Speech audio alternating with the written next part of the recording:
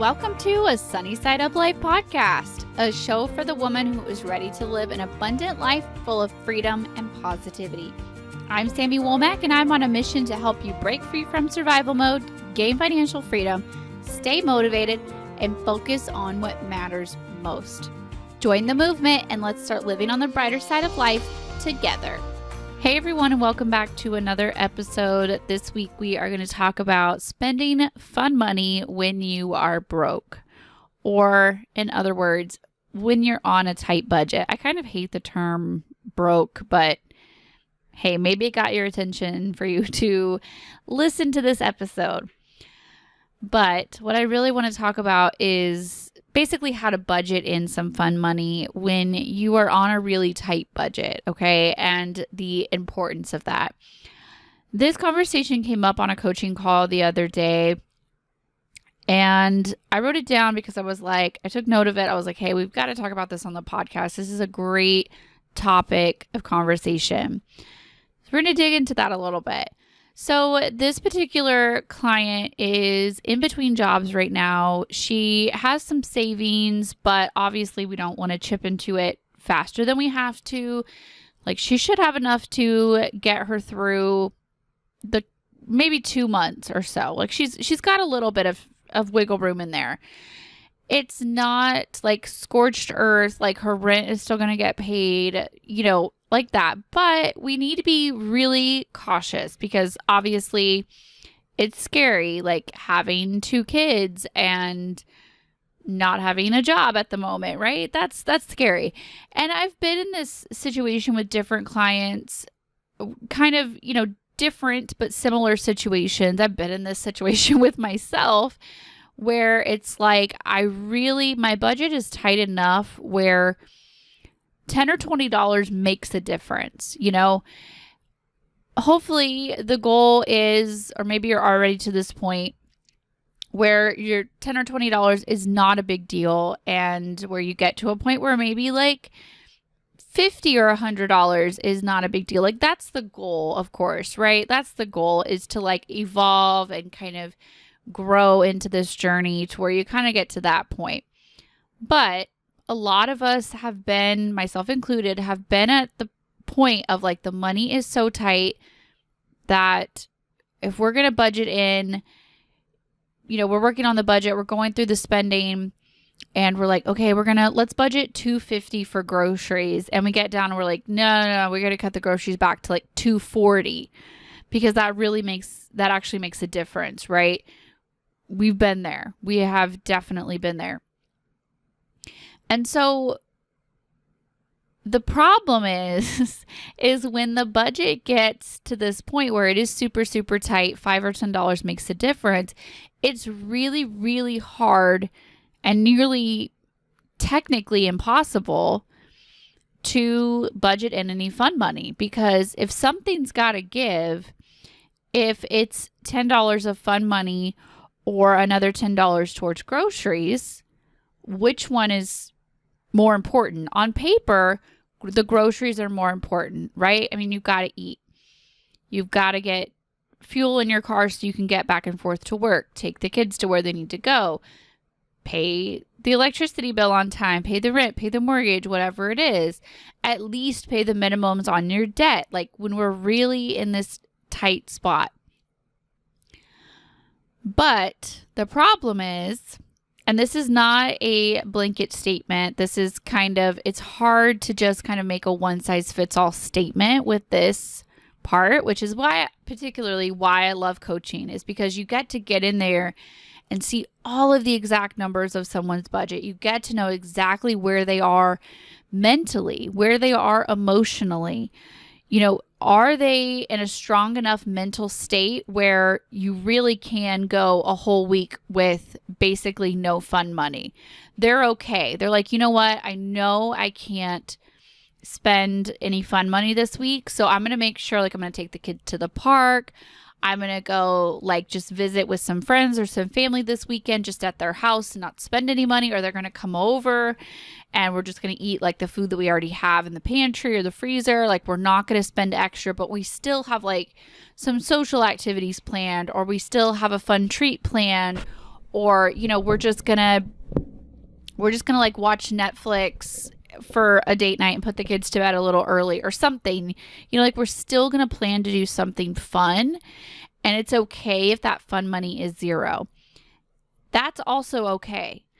But the problem is with saying this on like a podcast or making a social media post about this, is that feels like a very blanket statement. And I don't feel 100% comfortable making that blanket statement of like, oh, if your budget is so tight, just go to the park, just have a friend over, just have a Netflix and chill night instead of like going out to dinner. I don't really feel 100% comfortable making that statement just to everyone, because I don't know where your mental health is versus hers over here. Okay, so, you know, girl number one is, she's great. Like, her mental state is great. She's like, I feel okay. Like, I'm super motivated right now. I'm okay to have $0 of fun money for this week. Like, this week, it's fine.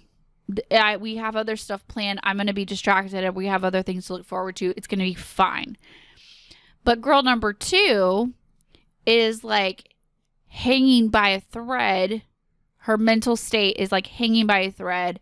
She's just in this spot where she needs a freaking break. Like, she needs a break.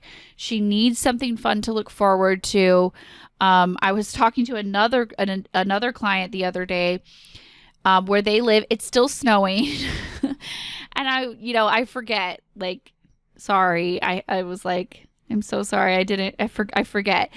Okay. In Texas, like, we've already had a couple of days where we've like had the air conditioner on, just because of like the humidity. It's not super hot yet, but like in the 80s.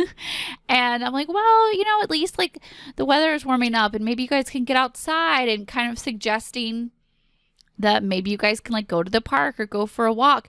I was making a blanket statement. I was making a generic statement. I was assuming, which is incorrect of me to do, and I caught myself saying it. And she was like, yeah, so we still have snow on the ground. And I was like, oh, okay. So you're not in the full effect of like, hey, it's spring, we can go outside. You're not fully there yet. So kind of reel that back in and be like, oh, girl number two, like, her mental state is like not at a place where she's like, cool, I can go to the park for free. I can get out of the house with the kids and like not spend money because there's still snow on the ground, or to the fact of like, her mental health isn't at a point where she's going to need a little something else. She's going to need to like physically get out of the house on date night and like pay a babysitter, go to a nice dinner, because mentally and emotionally, that's where she's at. And that, like I said, that's two different people in two different states of mental health, right? Their budgets might look exactly the same. They might have the exact same income or lack of income, if you're between jobs or something crazy has happened, the exact same bills, the exact same needs as far as like groceries, gas, like spending type of needs. But their mental health being two different places, that budget looks different, right? That budget looks very different. And I'm not saying that like money necessarily is going to buy her happiness. Like, having extra spending money is necessarily going to suddenly cure her depression. I don't think that's true at all, but it does help. It is a little something extra, a little cherry on top, a little something to look forward to. And sometimes you're not in the depths of the fact of like really, really into it. You're just in the fact of, I need a babysitter. I need to pay a babysitter. I need to go on a date night. I need to like get my hair done. I need some freaking like new clothes, like need them. This other conversation we were having, one of my clients was like, she was like, I needed a new bra. And she was like tearing up telling me this. And she was like, this is not I just think it would be fun to like have a pretty new bra. She was like, no, literally like I needed it. I don't know. I've been in this spot too where I'm like, it has to happen like right now, and she's still nursing. Like, she's at the end of her nursing journey with her baby. And like, she's like, I needed this. And I'm like, girlfriend, go, and it was one of those moments of like her mental health and her physical, how she feels in her body, how she shows up day in and day out for herself and her family. It did depend on her needing that new bra, like spending that money. And like I said, that cannot just be a blanket statement of like, if you feel bad in your body, go buy a whole bunch of new clothes. Like, that's a blanket statement that is not a correct answer for everyone. So one of the beautiful things about coaching is that you get to like get inside of that story and know, like, does she feel bad in her body? Like, is she not happy how she's showing up every day? Or is she just being frivolous and needing and just like having a shopping problem that she's just going and buying too many clothes? It can look the same on the surface, but underneath there could be two very different stories, potentially very different stories going on. And so that's where it's kind of hard to like talk on this subject, because I don't know exactly where you are in this story. I have to kind of pass along these two different perspectives. Are you girl A, or are you girl 1, or are you girl 2, right? In this scenario, and then hopefully let you adapt that story to yourself. So this can look like, if your budget is very, very tight, putting $0 of fun money and making sure that you are doing something that will make you feel better, give you something to look forward to, be a hobby, be a social event, be quality time with your partner or your friends or your sister or whoever you need, or one of your kids. Like, sometimes, you need to like pull one kid out of the sibling group and like go to have a special date with them or something like that. Can that be something that is free? Yes or no? Like, can you do something that's free? Does that make sense? Do you need to budget in some fun money? And this can look different from week to week. That's why it's super important to not just copy and paste your spending budget numbers, to really look at, in the next week or in the next 2 weeks, whatever it is, what do we have going on? What do we need to do? What do we want to do? What's happening? What numbers do we need? And kind of adapting and adjusting. What can we do? Is there extra money to budget in some fun money, or do we need to find something free to do? Also, back to the client that is in between jobs, she has enough savings to where she's going to be fine for 2 months. Hopefully that's enough time for her to get another job, secure. We're still in that first month of those 2 months. And so if she still doesn't, we're probably going to tighten up the budget even more so for month 2, but we're not really to that point yet. There's still a little bit of wiggle room for her to have a little bit of fun money. And I think we put like $5 or $10 in her fun money. It was very small, but it was for 2 weeks. And I was like, seriously, do something. If you need to go to the dollar store, which Dollar Tree is $1.25 tree now, which is everybody's favorite joke, but seriously, it's something I used to do. We go to the Dollar Tree and I would say, okay, everybody can get one thing. And that included me. So me and all the girls, we would all get one thing. Mine was usually like a puzzle. I love the puzzles from the Dollar Tree. The girls would get whatever, one toy or like a new nail polish or whatever they decided. And we would all have one treat. That was our treat for the week. And you didn't get anything else that you didn't absolutely need. And it was $4, right? $1 for me, $1 for each of the kids. And that was it. We definitely have had weeks like that. There were other times where, especially at the beginning of our journey, which I kind of lucky, my girls were pretty young. They didn't really, Melanie wasn't even born yet.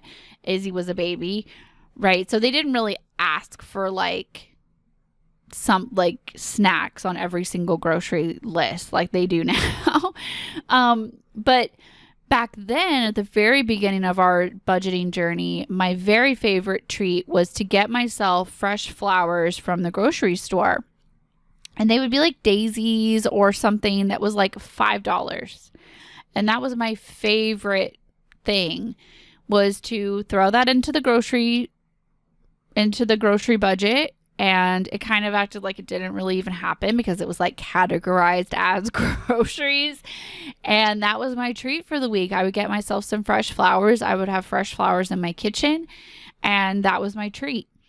Other weeks it would be like I would be at the grocery store. I would throw in like a magazine, or I would throw in nail polish, or a new like hair accessory, like one thing. And I would get one thing in the grocery order, and that would be it.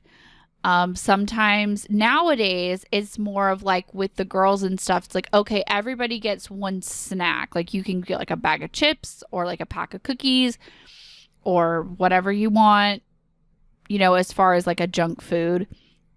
Everybody gets one thing. And I just like set those intentions, that expectation ahead of time. Like one, you could pick one. Sometimes it's like, okay, you can pick two. That's very rare. But the whole point is that still finding somewhere in there that, for one, you can set an intention so it doesn't get out of hand. You can be like one thing, that's it. Or it can be like $20, that's it. And set that for yourself, or be like, hey, I'm going to challenge myself. I feel okay to do this. I'm in a good mental state to challenge myself this week. $0. This week, we're going to have fun with whatever we already own, or we're going to go do something free. So we're going to have a game night at home with a board game we already own. We're going to watch a new Netflix movie. We're going to go to the park. Like, we're going to find something free. We're going to make a treat out of it, but it's not going to cost us anything. So that's really up to you. There are different options, but the most important thing, and the thing I want you to most take away from this, is number one, to assess where you are right now. What mental state you're in. Are you good to do this challenge, or do you need a little something extra to kind of get you through? No shame either way, okay? Don't shame yourself. Just accurately figure out where you are. And then two, like, put it in your budget. Is it 0? Is it 20? Is it 100? I don't care what it is, but put it in your budget and make sure that you have like fully assessed the situation.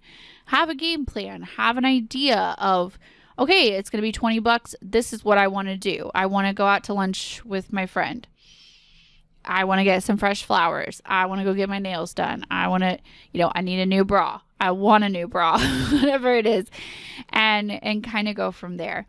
And, and also make sure that you're not just copy and pasting, that you are seriously taking this paycheck by paycheck, budget by budget, whether that's 1 week or 2 weeks or a month or whatever that needs to be, and accurately figuring out where you are right now and what you actually need. Not just copy and paste of what you did last time. What do you need right now? And figuring out how to make that work. So I hope that was helpful to you wherever you are on your journey, whichever place you are in this scenario. Hopefully that this was helpful. And yeah, I had to share this message with you, and I hope that it made sense. If you are listening to this and you are like listening to the examples with the coaching and you're like, yes, this is me. I definitely need this help. I need somebody to kind of take an inside look at my budget. That is what I am here for. So find the link in the show notes and go ahead and get on the waiting list for my coaching. I send emails whenever there are openings in my coaching spots. I only keep a limited amount of one-on-one coaching clients so I can make sure that I give everyone the individualized attention that they need and they deserve. So if you are interested in coaching, make sure that you get on the waiting list so you can get an email as soon as there are spots open. All right, that is all for me today, and I will talk to you guys next week. Bye, guys. Thanks for hanging out for another episode of a Sunny Side Up Life podcast. If you enjoyed this episode, please share it with a friend because you never know who needs to hear this message. If you haven't already, please leave a review and subscribe. Reviews and subscribers are what help the podcast grow and what help new ladies find our community. And again, thanks for hitting play on this episode and for investing some time in yourself today. Remember that I'm always here to support you and I'm always cheering you on along the way. Don't forget that everything that we mentioned in this episode will be linked in the show notes. All right, that's all for me this week. Bye, guys.